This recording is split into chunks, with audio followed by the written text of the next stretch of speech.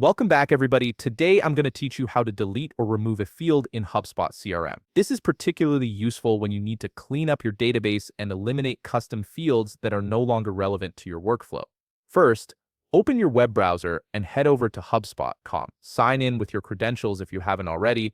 Once you're logged in, you'll be ready to access the back-end settings where all your field management happens. Now look to the upper right corner of your screen where you'll find the settings icon, which looks like a gear. Click on it to open HubSpot's main settings panel. This is your control center for customizing how your CRM operates. In the left sidebar, locate the Data Management tab.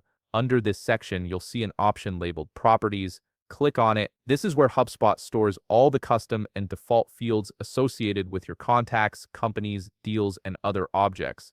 Understanding where your fields live is essential for managing your database effectively. Once you're in the Properties section, you'll need to locate the specific field you want to delete. You can use the search box at the top of the list to quickly find it, or scroll through the appropriate object category such as contacts, companies, or deals until you spot the field in question. Here's an important consideration before you proceed.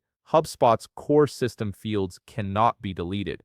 These are built-in fields that are essential to the platform's functionality. If the field you've selected is a core field, your only options will be to hide or archive it depending on your subscription plan. However, if it's a custom field you created, you'll be able to move forward with deletion. To start the removal process, select the field you want to delete and click Archive. An expanded window will appear, giving you the option to either archive the field or delete it permanently. Archiving is generally recommended as a first step because it removes the field from active use without permanently erasing the data, giving you a safety net in case you need to restore it later. If prompted, confirm that you want to archive the field.